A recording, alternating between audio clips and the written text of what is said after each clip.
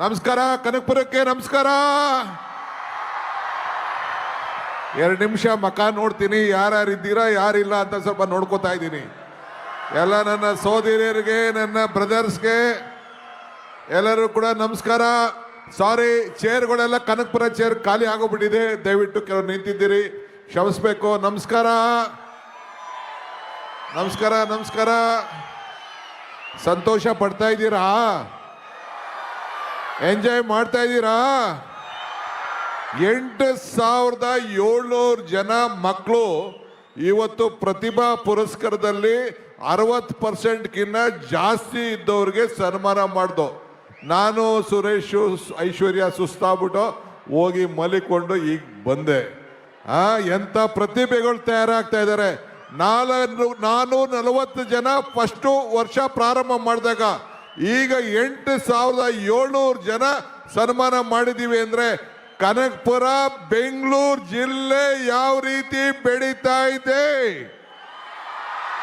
ಎಲ್ಲರಿಗೂ ಅಭಿನಂದನೆಗಳು. ಎಲ್ಲ ನನ್ನ ತಾಯಂದಿರಿಗೆಲ್ಲ ಅಭಿನಂದನೆಗಳು. ಚೆನ್ನಾಗಿ ವಿದ್ಯಾಭ್ಯಾಸ ಮಾಡಿಸ್ತಾ ಇದ್ದೀರಿ.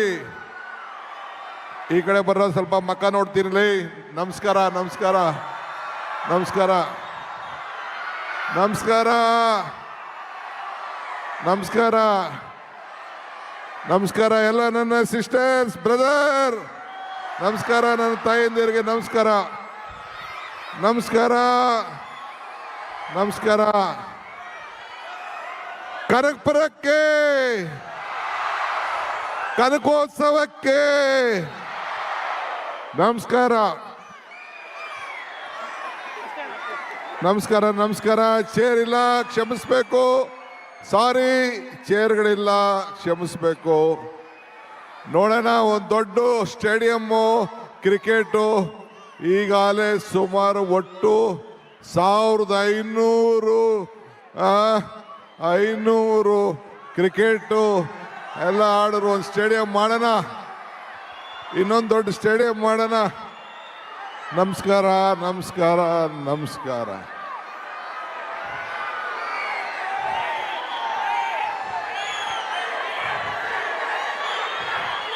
ಓಟ್ ಹಾಕ್ತೀರಾ ತಿರ್ಗಾ ನನಗೆ?